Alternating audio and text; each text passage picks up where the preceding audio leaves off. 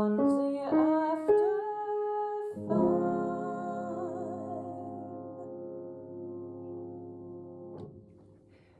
Welcome back to another episode of Fonzie After 5, my ode to late night 90s call-in radio with a holiday twist. Today I am so happy to be joined by Caitlin Lynch. Welcome, Caitlin.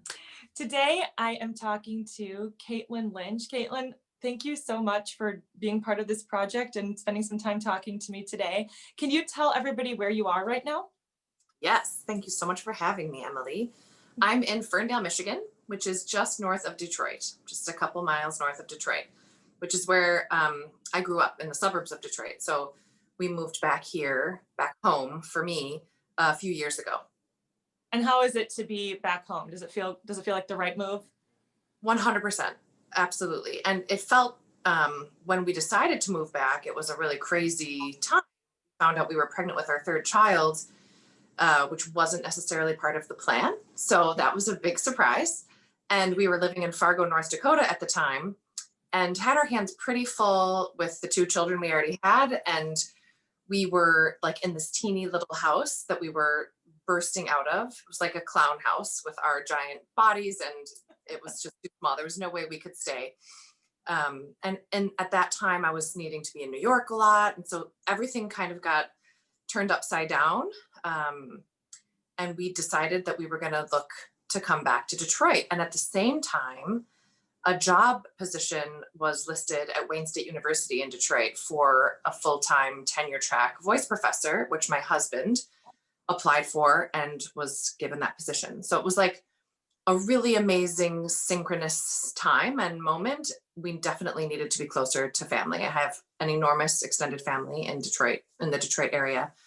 My mom is one of 18 kids. My dad is one of 9 kids. And most of my aunts and uncles and cousins have stayed, within a couple of hours. So we knew we would have extra hands. And it's been, especially with this year now, the most incredible gift, because we've just essentially bubbled with my parents. And it's the first few months were really hard because we didn't allow our children to see my parents. My 70, and he's got a heart condition, and I felt so protective and so worried about that. And so they would like drive by and leave gifts on the steps and like wave from the car with their masks. And it was awful. It was awful for all of us.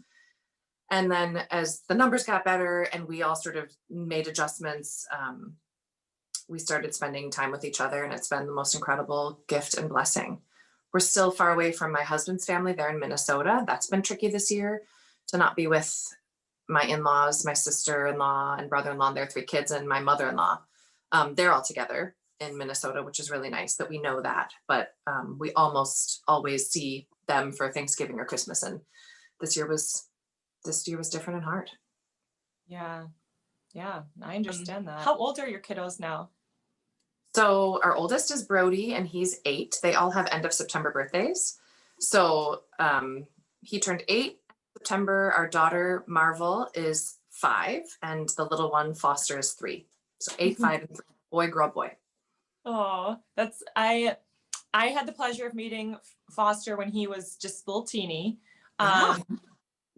Learning he was crawling, and so you must have a lot of energy in the house these days. It's so loud. It's loud. And Foster was learning how to walk when we were in San Diego together. Yeah, everything was something that could be like grabbed and used. Yeah, he actually took his first steps while we were there, like his first official, sort of put them together steps.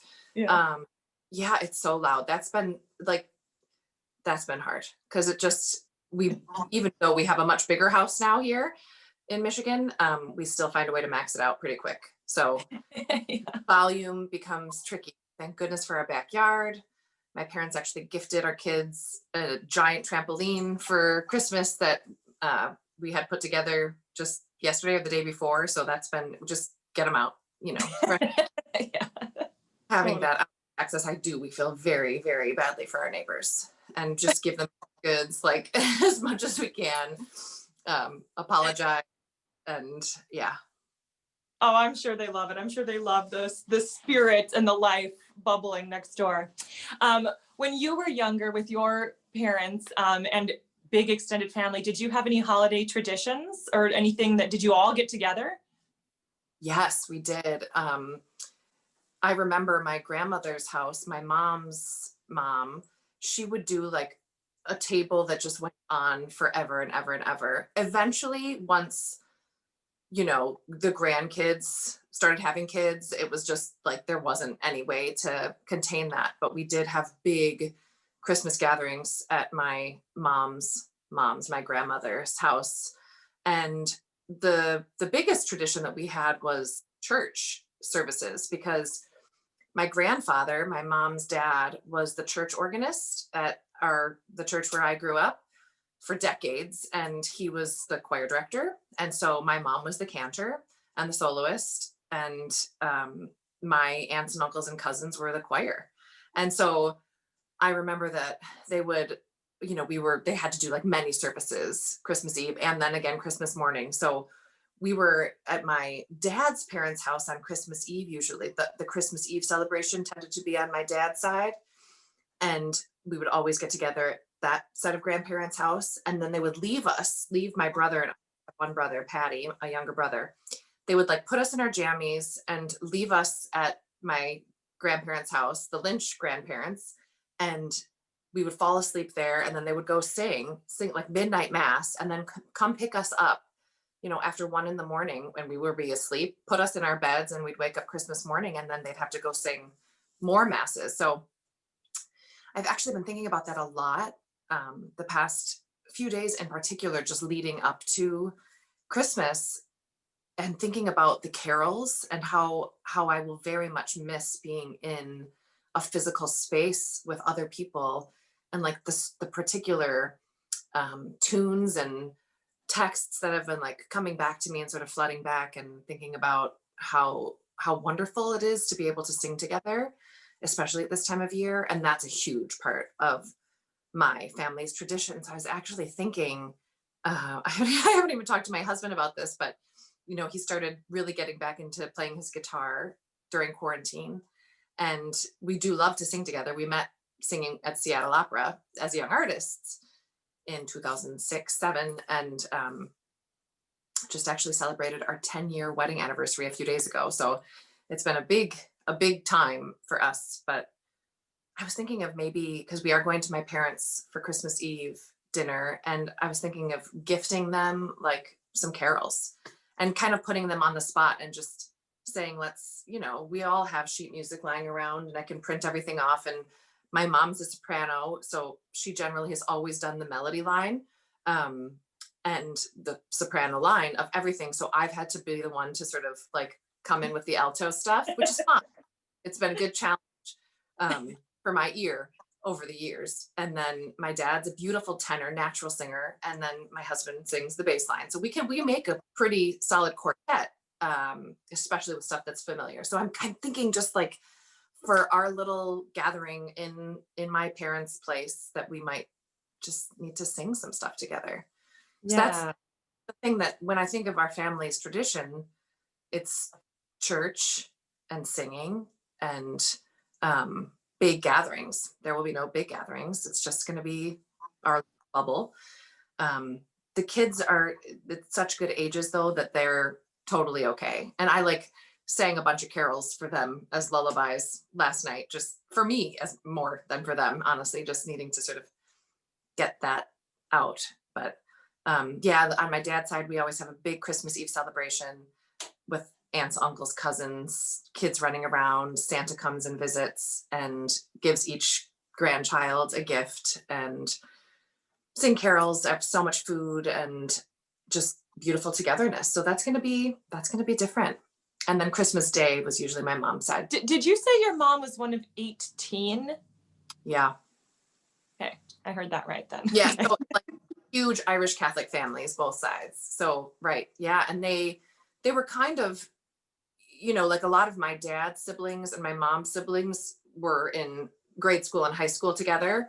Oh, funny. So they knew each other, and because they're two big Irish Catholic families in the community, and my grandparents were the big time church musicians, and my dad's side is funeral directors. So they were in churches all the time for funerals. So I think it was a priest who actually introduced my parents, like per my dad's request, because he saw my mom singing at a funeral, and it was like, asked the priest, Father Harrington, to please introduce me to Mary Callahan, and the rest is history.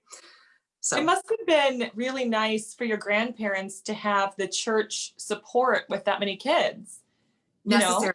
Honestly, Emily, they like provided meals for all those kids at school. Like my grandfather was the head of the church music program, and so a benefit of that was that they got their meals were covered when they went to school every day. Can you imagine having to pack that many lunches? It's just like, it's insane. And they did help their home. Like, they helped provide the actual living space. The church was enormous help. I mean, necessary support. And that's like the best way for a church to show up, I think, for a family. And it was a lot of give and take. Obviously the Callahans brought and still bring so much to the church community, the church where I grew up. So yeah, my grandparents had 18 children. My mom was the 14th, and she was the only set of twins. And my grandmother did not know she was having twins. She thought she was going to have her 14th child, and she came home with 14 and 15. And they were early, and they were born the week before Christmas. So my mom's birthday is the same day that my husband and I got married. We share our anniversary with her birthday, which is December 18th. And so because of that, she had a twin brother. She has a twin brother. They named the kids Mary and Joseph. So they were born the week before Christmas, and they were named, that's how Catholic the family is. So they were named Mary and Joseph, and she came home with 14 and 15. They were in, the hospital for a while. They were preemies and tiny. But both amazing, tough fighters. Yeah. My mom's sister, her oldest sister, Margaret, was like the matriarch of the family, the oldest of the 18.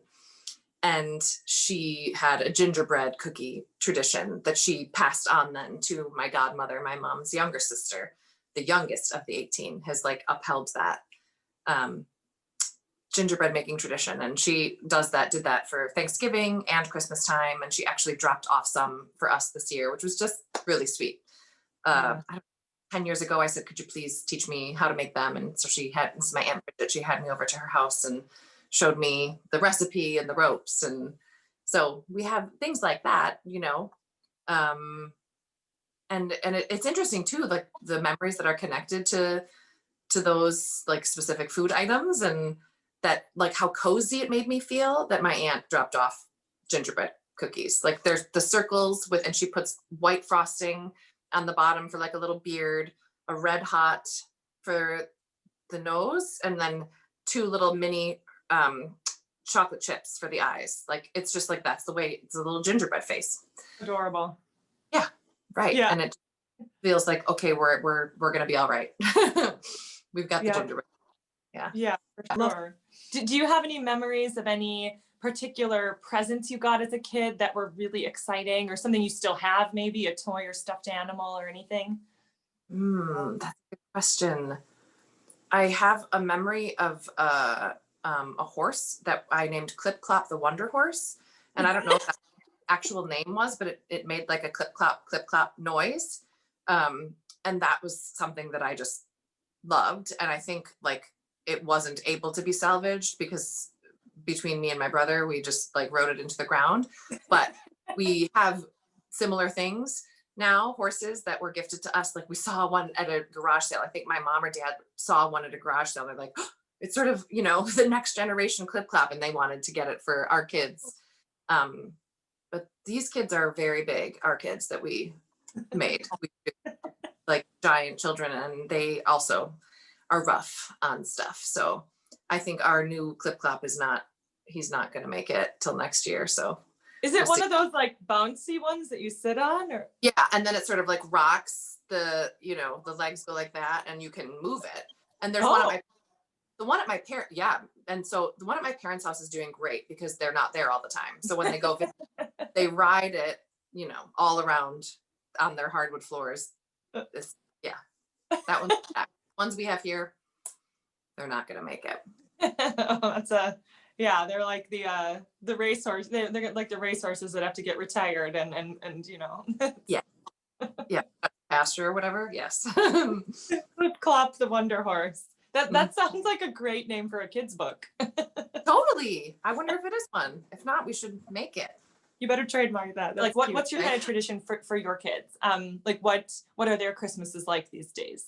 Or, I mean, maybe not this year, but normally. No, I mean, I think it's so funny because I think that I went overboard thinking like, I want to make up for this messed up weird year for them. And so I think I bought more presents than I normally would, I think their ages are good, though, but I think they'll just be happy. They're just so happy and excited no matter what. And I've gotten interested in, helping my son, who's the oldest, to really sort of start getting these kinds of things. We had a really special date, the two of us. There's a market, a big indoor market in our town, Ferndale, called Rust Belt. And it's all like artisans. They make their own soaps, they make their own pottery, they make their own clothing, all of that kind of thing. And I said, I wanted him to understand that instead of going to the mall where, it's just big companies, that let's go support local artists. And to take him with me to teach that lesson, I think was really nice. But also I want to sort of pass on to him the joy of gift giving, because it's my favorite part by far. And he's actually said recently, Mama, what's your favorite part? Getting gifts at Christmas time or giving gifts at Christmas time? And it's such an easy answer for me. I love giving gifts. It's like, it just brings me so much joy. So I tend to, spend more money than I have and become semi excessive with that, because it's like, it's for me as much as it is for the people that I'm gifting. But he had earned some money, and he had like the specific amount that he had going in, and like a list of people he wanted to buy for. And he was so perfect at choosing gifts for each individual loved one. And there were even some people who weren't on his original list that he like saw something and thought of them. And yeah, I had to give him a little loan at the end because we were short for the last gift for his little brother. But we worked it out together. And so that was really, really joyful. Wrapped them together. And so that's, I think, hopefully could be nice, like a nice, fun tradition to, especially since, he will like become old enough soon to be on the other side of the Santa magic. And I think it'll be nice to bring him into that, the gift giving, the wonder and miracle that comes with gift giving. Yeah, that's so special. I mean, what a nice thing for you to have some alone time with him, and teach him those things, and let him make choices like that. That must have been a really, really nice day. It was. And I want to share this little sweet memory because we went to the mall first to return something. I had to return something at the mall. And we haven't gone into public places very much at all with the pandemic. We were wearing our masks, we go into the mall, and the first thing we see when we walked in the door was Santa. Like, not sitting with doing photos or anything, but just like a Santa who was giving out candy canes. And there weren't very many kids. It was just me and Brody that walked in together. There was nobody else around. And he, started talking to Brody, and Brody's eyes were like, and I was like, Brody, I had no idea Santa was going to be here. And I really didn't expect that. And they start chatting, and I remind him, what Brody's into and how old he is and the stuff he wants for Christmas. And he gave him a candy cane, and he said, but I'm going to put a little bit of magic in this candy cane, and it'll just give you like really good, warm, cozy Christmas feelings. And he was like, just held it up and did like a zzz, and then he was like, there it is. And then we saved it. We had masks on. He couldn't have the candy cane until we got in the car. And he was in the back, eating his candy cane as we went on our next stop. And he's like, I don't know, Mama, do you really think I'm going to feel anything? Like, do you think it's going to do anything? And I was like, I have no idea. We'll just have to wait and see. And then he broke off a piece for me and shared it with me, which is like a big deal for him because candy canes are his joy, especially at this time of year. And it was like his special candy cane from Santa, but he wanted to like share that potential magic with me, which was just like really, really sweet. And, we're kind of like, did you feel anything? I don't know. Like, And then eventually I had like a super warm, cozy, amazing feeling because I was with my boy, like buying gifts for other people. And so I was able to share that with him. And it was true. Like it felt true to me. There was like magic in just the idea of magic. Yeah. It was Oh. so we both like had that feeling. And he told me a couple times, yeah, I think I felt it. I feel like a lot of love. Oh, sweetness. I know, Really especially nice. yeah, it's with this year for us to get a little bit of those magic, warm, fuzzy love feelings. I think I'm gonna take it. Thank you, Santa, for the magic. So, do you guys do a Christmas tree at your house? We do. We have two. This is our little mini fake one. I'm in the lower level because there's children running around upstairs where we have our big tree. We get a real tree every year. And actually, my friend from Michigan, I went to the University of Michigan for undergrad. She's one of my best friends. Her family owns a Christmas tree farm in northern Michigan, and they bring down their trees to the Detroit area every year. And so it's become a tradition now for the past several years to get our tree from the Christmas tree farm from up north that they bring down. So we all went and picked one out with my brother and his fiance to yeah, they got a giant one. My brother has a big mansion in Detroit, an old historic mansion in Detroit. And so they got a huge one. And we got one that's just perfect and beautiful. So the kids love it. I mean, that's just such a fun, they run up and down through the, trees and play Yeah. tag and yeah. Do you have any special ornaments on the tree that when you think about your ornament collection are, stand out as really special or cute or handmade or anything like that? My mother-in-law was really good at saving ornaments for my husband. So we've got like some super sweet ones that say like 1984, with a little angel with John on it. And so those kinds of things it like makes me feel more connected to where he comes from. And to share that with the kids is really, really cool. Some with like their faces on it, the kids' faces. There are a couple ornaments that my mom got us when we first got married, like our sort of wedding ornaments that are really special.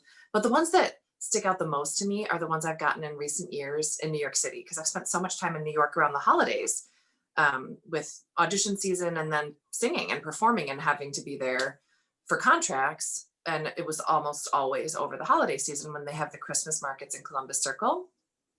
And it's, again, because I love to give gifts and find gifts for people, those markets were one of my favorite stops every year in Manhattan. So I would always go and get those little ornaments that have like the people where they write the name of each person. Do you know these ones? And there's like different New York scenes, like people in a taxi or people on a bridge or whatever, And so those ones, they have, like that feeling in New York at the holidays.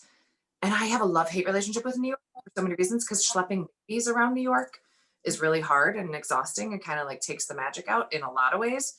But like all of the other stuff I have some dear, dear friends still in the city. And I was really disappointed that I wasn't going to be back this year to get one of those ornaments. So I said to my friend Ashley, who's still there in the West Village, I said, if you happen to be around Columbus Circle, like, could you I know it's so ridiculous, but like, I don't have a 2020 ornament from the Columbus Circle markets. Could you get us one? And like, just have them write our 5 names and put it in the mail whenever. And she texted me, I'm so sorry, I have bad news. There's no markets. Like, they're not there. And that was just, of course they're not there. Like, right? I mean, I guess I thought because it's outside, like they would just push through, but it's new. I mean, anyway, so that was such a weird, hard thing. So I've been making ornaments this year. I've made ornaments for like every single loved one. I've made many for kids, and I made one for each of my students this year. And that was something that was like really joyful. And then I made Johnny go with me on a delivery extravaganza I got each of my students' addresses and dropped off homemade cookies and an ornament I made. I'm trying to see if there's one. Oh yeah, this is one that Brody made for Johnny. I just got these little kits with, that's a D for Dada. Oh, 2020, and it's to Dada from Brody. yeah. Yeah, lots of X's and O's. So and I got like special paint markers. I've sort of been doing art therapy during quarantine. Like any art project it started off just as I needed to like do something with the kids when everything shut down in March. So markers, crayons, colored pencils. And then I was like, I'd go in with it done, long gone. And I'd be like still at the table doing crafts and art. So that's been really nice and interesting to like have these 2020 ornaments, these handmade ones that, I don't know, feels like an important year to craft about somehow. So how are you going to spend your Christmas Eve and Christmas this year with your kids? So Christmas Eve, we're gonna go to my mom's. I'm making an apple pie. She loved the apple pie that I made for Thanksgiving, so she requested it again. Nice. And bring some gifts to exchange with my parents and my brother and his fiance and the kids. And that's it. We'll just have a meal together, and I'm hoping to sing some songs to sort of corral my parents into spontaneous caroling, just for us. And my brother and his fiance would, I suppose, be the audience, and the kids, if they will listen, we'll see. And then we'll come back home and put the kids down. Like it'll probably be, maybe we'll put their pajamas on at my parents' house and bring them home and just tuck them in. And then they'll probably wake up at like 5 a.m, Christmas morning. And it's interesting because Brody has asked for like the Santa presents to be under the main tree, the real Christmas tree, and then the presents from Mama and Dada to be under the little tree, so that like we know what's what here. Important.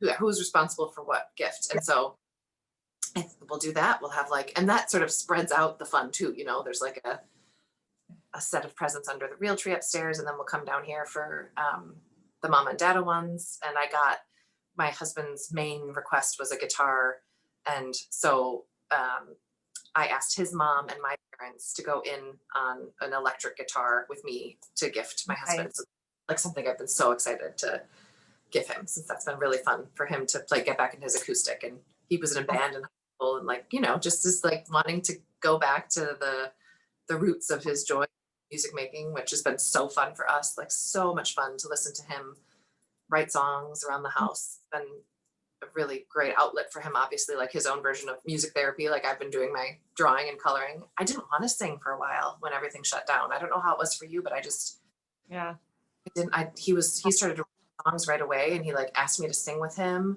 Like, will you do harmony with me? Do this verse. And I just said, I can't, I just like don't have that, I'm better now, but so much has changed since March.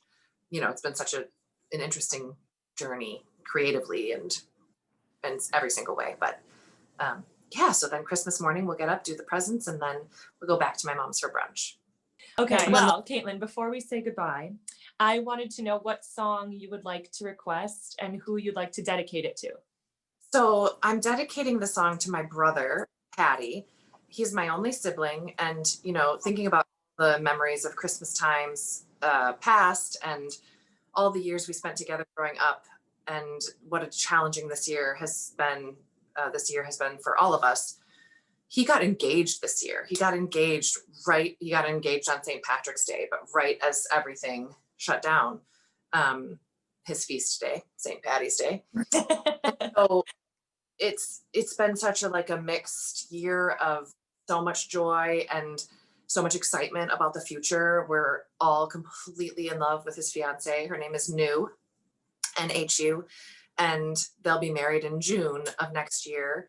But I think just the fact that he's my only sibling, and that we shared so much together, and like the experiences that I had as a child growing up with our set of parents are only shared by him, and like thinking about the ancestry we share too, and like all of that feels really powerful to me. And he's just a super important person in my life and in the world. He's just a really, really amazing human being, my brother. He's a funeral director. He also owns this Russian bathhouse, steam room, sauna place in Detroit called the Schwitz. And it brings people together in such a beautiful way. And it's like such a place of healing and restoration. And he brings people together in so many ways. I'm not even 100% sure if my memory is right about this, but when I got this message from you about this request, like the song that came to me for him was In the Bleak Midwinter.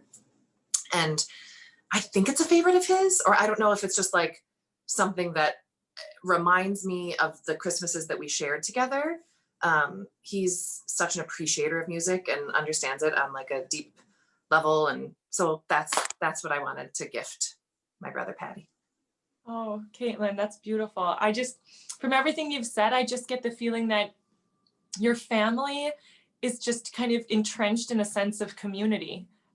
What everybody does, and you singing and Patty with his funeral directing and bathhouse, it's all about giving other people experiences that make their life better. Same with your music in the church and everything, and that's really an amazing thing to share. So here is In the Bleak Midwinter for your brother Patty.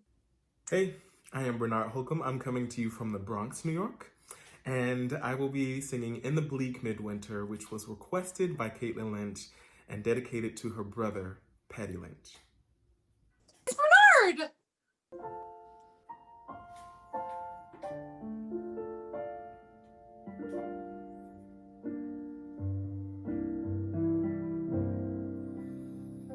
In the bleak midwinter, frosty wind made moan.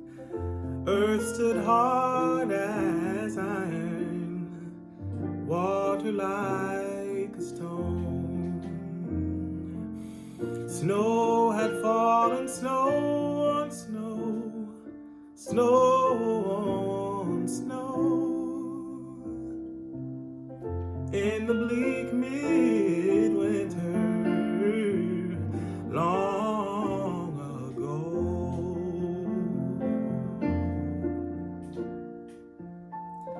Our God, heaven cannot hold him, nor earth sustain. Heaven and earth shall flee away when he comes to reign. In the bleak midwinter, a stable place sufficed. The Lord God Almighty, Jesus Christ.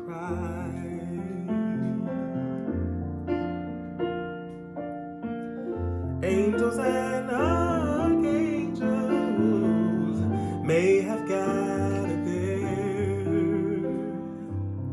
cherubim and seraphim throng the air, but his mother only in her maiden bliss worship the beloved with kiss. Oh,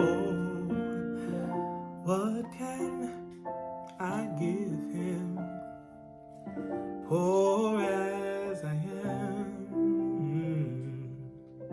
If I were a shepherd, I would bring them. If I were a wise man, I would do my part. Yet what can I give him? I'll give him my heart.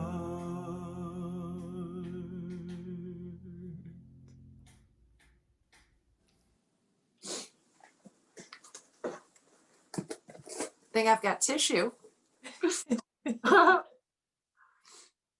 Oh, Bernard. He's so beautiful, isn't he? Yep, he's amazing. Oh, he's just amazing. He's such a gift of a human being. And it's interesting because I was thinking, like, knowing that we were meeting today, I thought, oh, I really hope that whoever sings this song does all the verses, because that last verse is the one I really need to hear and need my brother to hear. And oh, he did, of course. So Perfect. Thank you so much. Thank you.